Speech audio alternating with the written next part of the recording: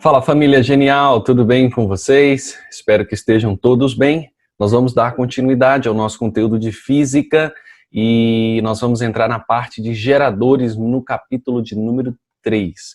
Olha só, vou compartilhar com você na página 38.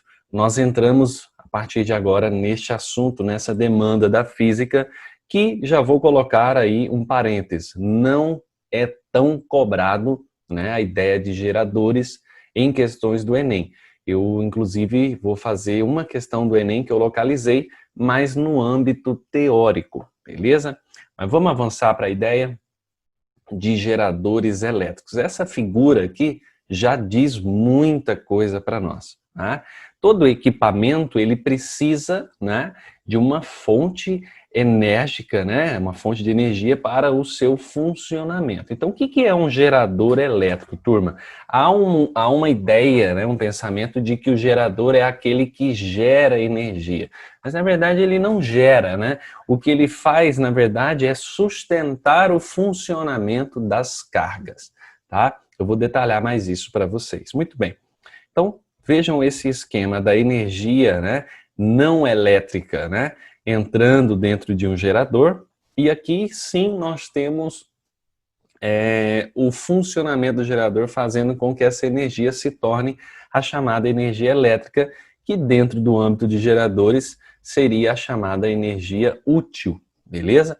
Óbvio que esse gerador aqui, né, ele tem perda de energia, a sua potência não é 100%, nós temos um rendimento aí que pode ter comportamentos as mais diversas, 40%, 50%, 60% do funcionamento, isso é, de tudo que ele pode produzir, existe uma perda para principalmente o ambiente, tá? Então essas ondinhas aqui seriam essa perda de energia, muitas vezes aquecendo, né? Superaquecimento.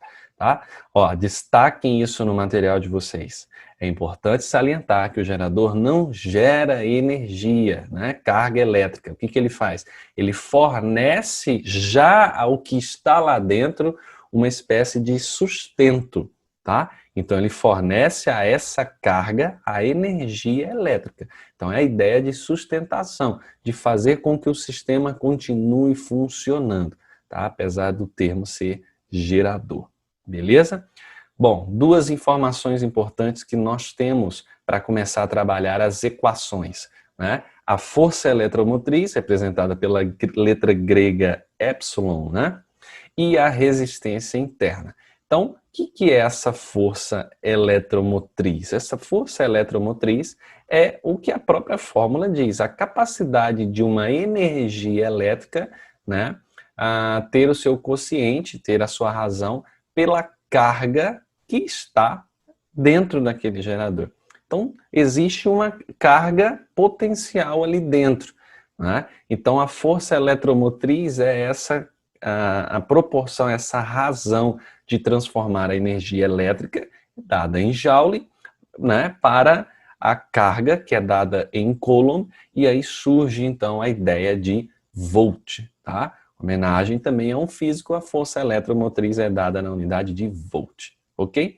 Olha esse exemplo que legal. Nós temos uma pilha de 1,5 volts e uma bateria, as conhecidas, né, de 9 volts, beleza? Então, o que isso significa, esse 1,5, esse 9?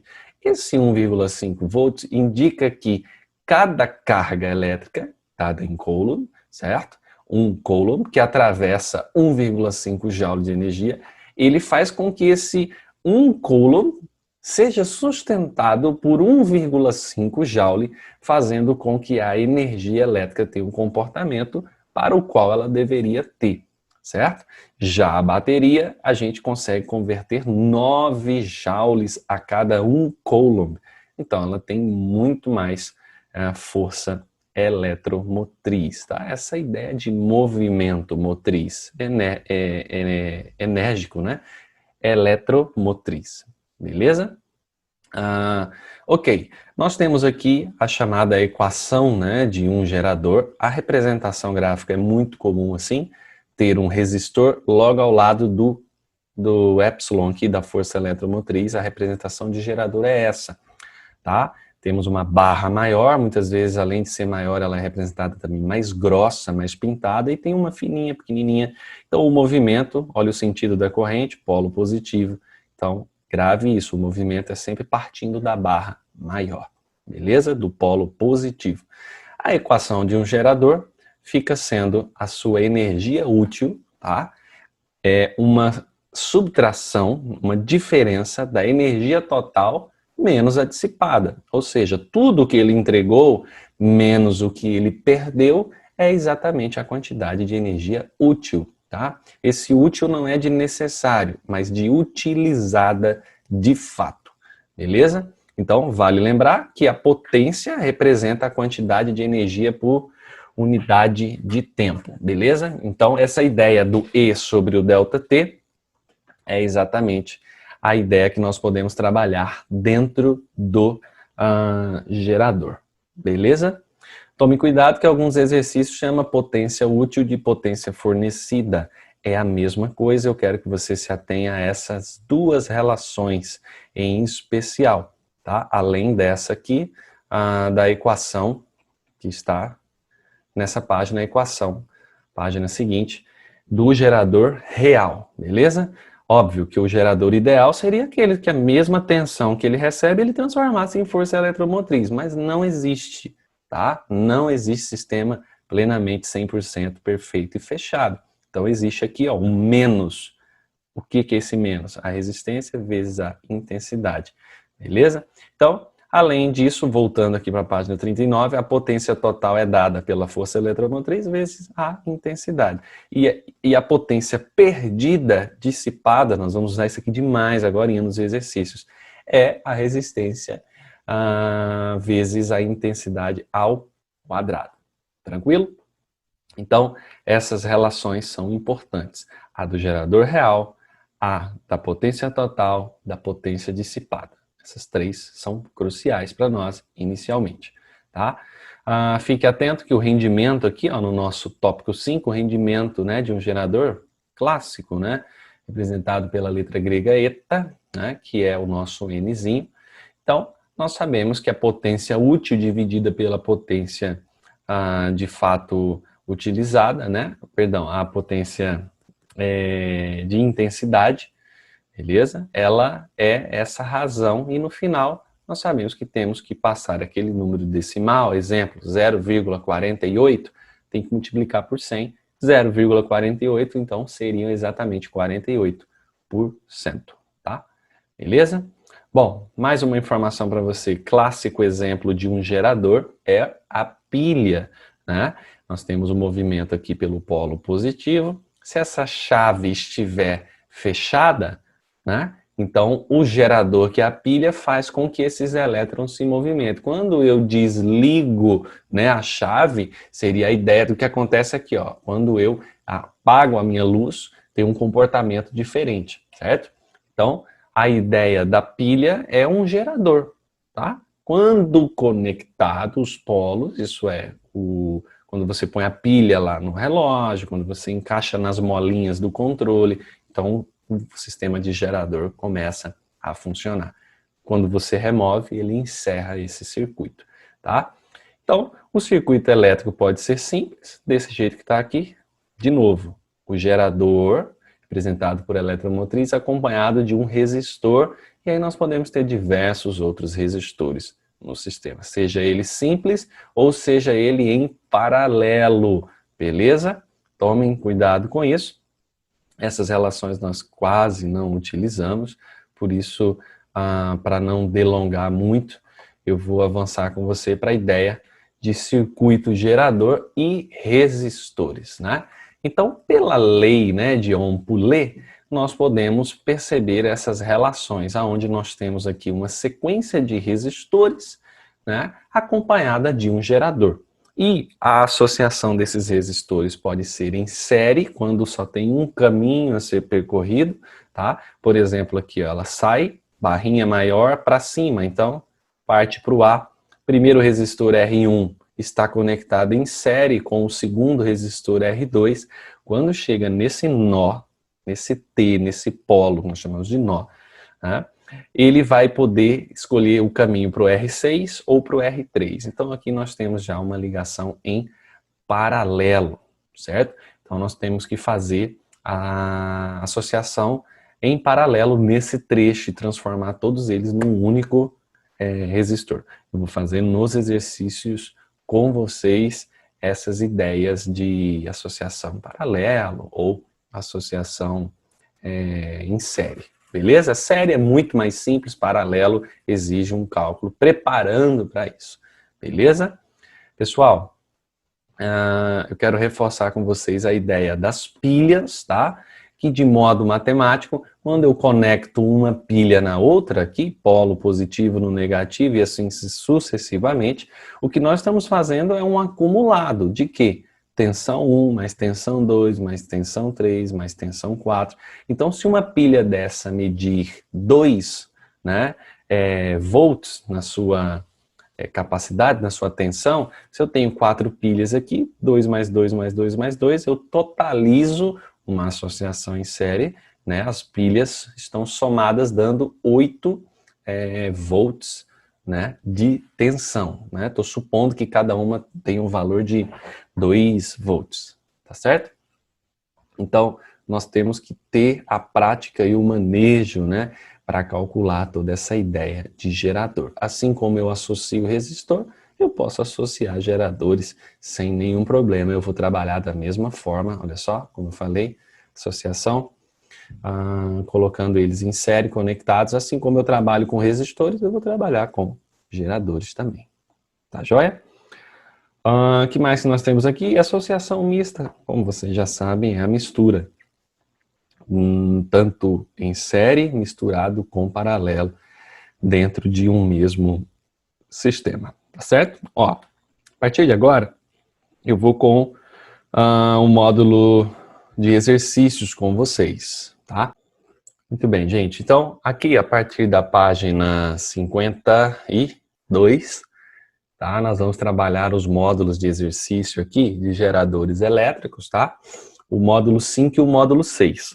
O módulo 7 vai ficar para o capítulo 4, quando a gente começa a trabalhar um pouquinho mais forte a ideia de associação. Eu não vou utilizar o quadro, eu tenho feito manualmente para vocês, acredito que fica visualmente mais claro para vocês compreenderem, tá certo? Então vamos fazer alguns exercícios. Eu já vou fazer logo esse primeiro exercício da Estadual de Londrina, tá joia? Vamos lá então, gente? Questão número 81 da Universidade Estadual de Londrina, no Paraná, diz o seguinte: a diferença de potencial obtida nos terminais de um gerador é 12 volts. Quando esses terminais são colocados em curto-circuito, a corrente elétrica fornecida pelo gerador é 5 amperes. Nessas condições, a resistência interna do gerador em ohms é igual a qual dessas alternativas? Bom, a primeira informação então que a gente pode coletar é que a tensão é de 12 volts, a intensidade, segundo o exercício, é de 5 amperes. E aí a gente está em busca da nossa resistência. Bom, essa aqui é a tão conhecida, né, a lei de Ohm, a primeira lei de Ohm. Então nós vamos calcular seguindo a nossa fórmulazinha, onde a tensão é a resistência, o produto da resistência pela intensidade, a chamada URI, né? Aí nós só vamos substituir os valores, 12, a resistência é quem eu estou buscando e a intensidade é de 5. Está tendo uma multiplicação aqui, passa para o outro lado, né?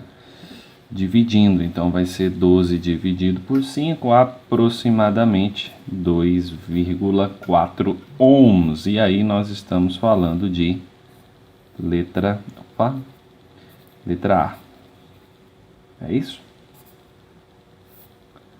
Letra A. Beleza? Vamos desenvolver mais uma? Bom, não são questões muito trabalhadas no Enem, mas nós temos no nosso material a questão 83 do Enem, que vai tratar nesse âmbito teórico. Vamos lá. Na comparação entre diferentes processos de geração de energia, devem-se devem ser considerados os aspectos econômicos, sociais e ambientais. Um fator economicamente relevante nessa comparação é a eficiência, turma, do processo. Eis um exemplo: a utilização do gás natural como fonte de aquecimento pode ser feita pela simples queima no fogão, chamado de uso direto, ou pela produção de eletricidade em uma termoelétrica e uso de aquecimento elétrico, que é o uso indireto. O usuário comum é o uso direto lá no fogão. Aí ele traz os rendimentos correspondentes a cada etapa de 2 desses processos. Estão indicados, entre parênteses. Então o P1 é chamado de uso indireto e o P2, né, é o chamado uso indireto. Tá? Eu vou colocar a figura completa que tinha no Enem, no nosso material está um pouquinho cortada, e essa é a figura em questão. Bom, verifique então que nós temos algumas ideias aqui. A primeira ideia é de que a distribuição é a eficiência, tá? E a queima, que é o calor finalmente, é o rendimento. Se você perceber aonde você tem aí a menor porcentagem, turma, aonde nós temos a menor porcentagem? Professor, eu não estou vendo porcentagem. É que os números decimais, por exemplo, olha o menor que nós temos aí, 0,40, ao multiplicar por 100 é 40%. E esse valor está lá dentro da termoelétrica. Então esse valor, veja só, é da termoelétrica. Tudo bem? Os outros valores, 0,90, estamos falando de 90%, 0,95%, 95%, a fornalha de gás, 70%. Beleza? Então, o que a gente precisa fazer? Observar a eficiência. E como que a eficiência é calculada? Ela é calculada como um produto das etapas. Então, vamos lá. Lá no P1, nós temos 0,95 vezes 0,7. Dentro do P1, que é o nosso uso direto, ao multiplicar isso aqui, nós chegamos a 0,66, que é a mesma coisa que 66%. Agora, quando eu vou calcular P2, eu tenho 3 valores, 0,4, que é 40%, esses 90% e os 95%. Fazendo o produto disso, nós chegamos a 0,34, que é 34%. Veja, pessoal, nós temos aqui uma grande diferença, né, quando o assunto é eficiência. De verdade, quem você acha desses termos aqui que eu vou sublinhar em marrom, quem você acha desses termos aqui, certo? Dentro do P2 que causou a redução dessa porcentagem? Obviamente no produto, né, nós temos um número muito baixo aqui comparado aos outros em questão. Então, nós podemos perceber que nós tivemos um agravante aqui dentro da termoelétrica. Beleza? Então, vamos para as alternativas e você vai perceber isso. Vamos lá, na comparação das eficiências em termos globais entre esses dois processos, que é o direto e indireto, verifica-se que, a demanda aqui é menor eficiência, né? Então vamos lá. A menor eficiência de P, turma, deve-se, no caso de P2, que é o assunto, beleza, né? Por quê? Qual é a causa? Veja a letra A, ao baixo rendimento de quem? Termoelétrica. Então a gente já matou a questão como a letra A. Vamos ver a letra B? A menor eficiência de P2 deve-se sobretudo ao baixo rendimento na distribuição? Não, na distribuição não houve baixo rendimento. Na distribuição deu 0,9, 90%. C, a maior eficiência, no assunto não é maior eficiência, nós estamos falando da menor. Descarta a letra C. A letra D, a menor eficiência de P1, a P1 não teve um rendimento baixo, isso aqui é muito bom, 66%.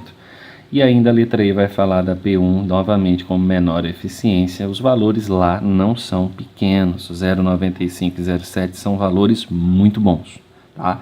Então não tem menor eficiência, não tem baixo rendimento dentro do P1, né, do uso direto, beleza?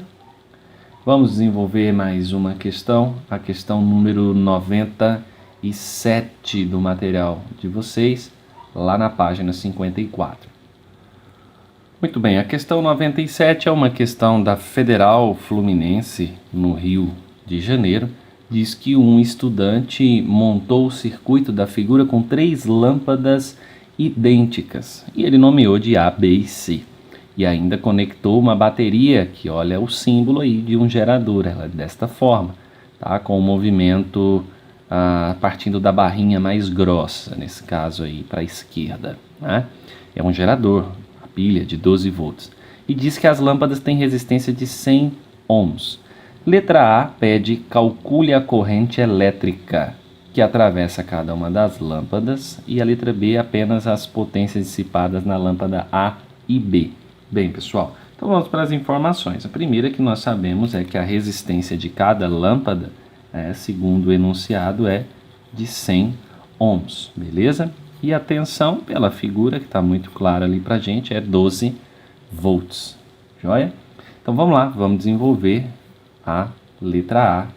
Bom, o que nós precisamos saber? Que a intensidade é pegar essa minha tensão em volts, né, e dividir pela resistência. Só que o que acontece? Eu vou tratar aqui de uma resistência equivalente. Ou seja, quando nós olhamos para o sistema, nós temos um trecho aonde é a chamada associação de quê? Associação em paralelo.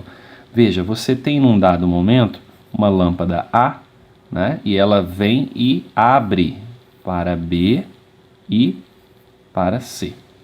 Então, nesse trecho aqui, nós temos uma ligação em paralelo. Lógico que esse mede 100 ohms, todas as lâmpadas, e aqui também mede 100 ohms.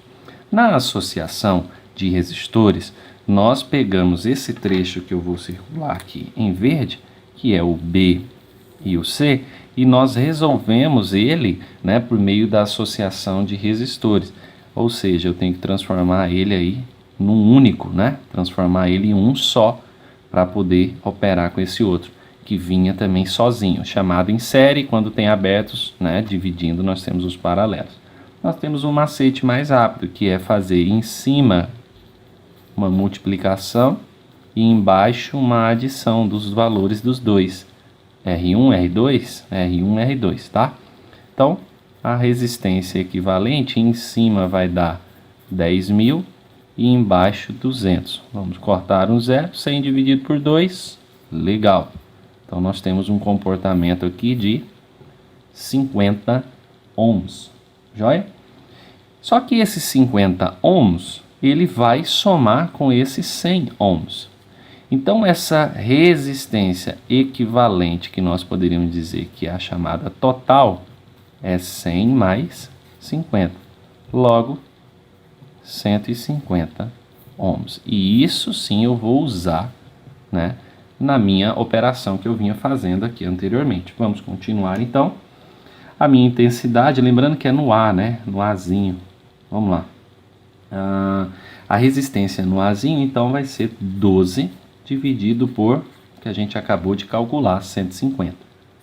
Então, a intensidade aqui é de 0,08 amperes. Turma, essa informação é referente a esse resistor A. O que é que acontece? Ele quer também no ponto, né, B e C. Bom, como B e C estão descritos em forma paralela, basta você pegar esse valor e partir em 2, porque tem mais 2 aqui. Ou seja, a intensidade em B, bem como a intensidade em C, parte ao meio, 0,04 amperes. Portanto, a letra A está completamente respondida, certo? E agora a gente vai trabalhar a letra B. Eu vou passar a usar essa outra cor e separar aqui só para ficar mais fácil a visualização. Beleza. A letra B quer a potência dissipada em A em B. Bom, a fórmula para potência, né, dissipada é pegar a resistência e multiplicar pela intensidade ao quadrado. Isso nós vimos, né, na teoria, na descrição das fórmulas. Só que eu vou tratar de A, então potência de A, resistência de A, intensidade de A. E aqui eu calculo também a potência, né, de B, a resistência de B e a intensidade de B. E aqui é o quadrado. Vamos lá. Quanto que vai dar essa potência de A? A resistência nela é 100, todas as lâmpadas, né? E a sua intensidade, como calculamos ali na letra A, é de 0,08. Operando isso daqui, você vai chegar a um valor de 0,64 watts. Primeira resposta para a letra B. E agora, ele quer da lâmpada B, que também tem resistência 100, mas a intensidade, como a gente viu, é de 0,04. Olha, vamos lá, multiplicando isso aqui rapidinho, a gente chega a 0,16 watts. Bom, por que é menor em B? Porque B compete aqui com C, conforme na figura. Comentário importante, pessoal. Se essa lâmpada aqui queimar, a C ou a B queimarem, o que é que vai acontecer com o brilho da A? Ele vai aumentar ou vai diminuir esse brilho? Ele vai diminuir. Por quê, professor? Porque daí eu não vou ter uma dessas daqui funcionando, então ela vai conseguir deixar de dividir esse valor 0,4 e ele vai assumir também nesse ponto aqui, tá? Vai assumir o valor de 0,08. Então vai reduzir o brilho. Estou falando só de brilho, tá? De intensidade luminosa. Tranquilo? Vamos trabalhar mais. A questão número 102. Agora na página 56. Página 56, nós temos um comportamento um pouco semelhante a esse que a gente desenvolveu agora. Vamos acompanhar então a interpretação. Sabendo-se que a corrente no circuito é de 2 amperes, qual é a tensão no gerador? Vamos lá então para essa número 102. Vamos lá. Nós temos o comportamento, né, de um dos trechos aqui de forma em série, né? Estou enfatizando essas questões para você ver o funcionamento. Aqui nós temos um outro, aqui mais um, e eles seguem para cá. Esses aqui medem 10 ohms. O que é que nós vamos ter que fazer nesse trecho, né? E a corrente vem nesse sentido e encontra um pedaço em paralelo. Então, pessoal, nesse cantinho aqui em paralelo, lá vou eu fazer o meu retângulo para demonstrar para você como nós fazemos. Eu disse que era só multiplicar em cima 10 vezes 10 e somar embaixo, né? Mas quando eles são iguais, a resistência equivalente pode ser calculada apenas pegando o valor e dividindo por 2, tá?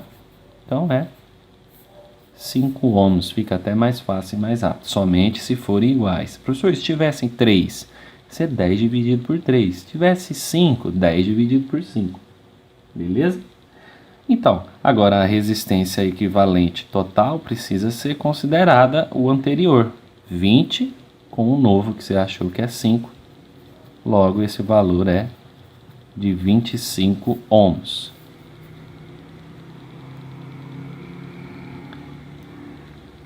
E agora a gente vem para a ideia baseada em ohm, que é pegar o valor da voltagem, resistência equivalente vezes a intensidade. É a URI, né? Às vezes eu uso o V aqui, mas é a mesma coisa, só para dizer voltagem. Então 25 vezes o que o exercício falou, que era 2. Muito fácil essa questão. 50 volts. Essa questão é de marcar. Então a gente ficaria com a letra D. Tranquilo, pessoal? Bem de boa, né? Podemos fazer mais uma questão, que é a questão 114, que parece ter uma certa complexidade, ainda mais quando nós tratamos de questões da PUC, e a PUC, sendo a de Campinas, é uma dessas questões extremamente bem elaboradas, né? A questão 114, ela está na sua página de número 58. Diz que nós temos 4 pilhas de 1,5 volts. Cada são ligadas em série. Imagine uma pilha encostada na outra, igual a gente fazia, né, com uma fita durex, para alimentar o funcionamento de uma lâmpada de, olha só, informações nominais, a famosa informação da lâmpada em condições normais, que seria ligada na energia elétrica e não com pilha, tá? É o que está lá na embalagem, diz que ela funciona com 12 volts a 9 watts, certo? De potência. Então, a sua tensão 12 volts, sua potência 9 watts. Nessas condições, tá, de 4 pilhas, a potência da lâmpada em funcionamento será em watts quanto? Turma, note que todas as alternativas são abaixo de 9 watts, porque a lâmpada não vai ter o máximo de rendimento, como se tivesse conectado à energia elétrica, né, que é a nossa corrente alternada e não contínua, como é de uma pilha, tá? Mas vamos lá, o nosso foco aqui, o foco do assunto, a demanda, é potência, tá? E aí a potência aqui desses geradores é a tensão ao quadrado dividido por R. Pegando os dados, a potência então é 9 watts, a tensão é 12 volts e a resistência eu preciso descobrir. Para a lâmpada, no seu formato nominal, aquilo que promete lá na embalagem, certo? Então, aplicando nessa fórmula esses dados, vai ficar 9 igual a tensão, que é 12 ao quadrado, dividido pela resistência. Aqui troca de lugar esse 9 e esse R, e vamos fazer 12 vezes 12, um quadrado perfeito que dá 144. Divida 144 por 9, você chega ao valor de 16 ohms. Tudo isso que eu calculei para ver essa condição quando o assunto agora em si é para 4 pilhas. Então vem aqui para cima comigo. O foco aqui são 4 pilhas e cada uma delas tem 1,5 volts. Olha como ela já não trabalha com 12 volts. 4 vezes 1,5 é 6 volts. Tá? Então não trabalha com a condição natural, nominal da embalagem, né? Então, nessa forma, a nossa tensão caiu de 12 volts para 6 volts, né? A resistência você acabou de encontrar aqui, vai ser 16, watts é potência, ohms, 16 ohms, e agora a gente vai descobrir a potência nesse cenário com pilhas. Vamos aplicar na mesma fórmula, a mesma relação, só que agora eu estou em busca do P. A minha tensão, que era 12, virou 6, e ela deve ser elevada ao quadrado, dividido por 16. Logo, 36 dividido por 16, a gente chega ao valor. Olha que interessante, caiu a tensão na metade, e a potência caiu um pouquinho mais da metade, tá? 2,25, potência é sempre watts, ou watts, como alguns dizem, né? Letra, temos a alternativa, letra E. Beleza? Muito bem, pessoal. Espero que vocês tenham entendido um pouquinho da ideia, né? Revisado a ideia de geradores e até a sua forma de associar, misturando com resistores. Tá certo? Essa aula nós encerramos por aqui e nós nos encontramos na nossa próxima semana. Valeu, tchau, tchau. Um abraço, gente.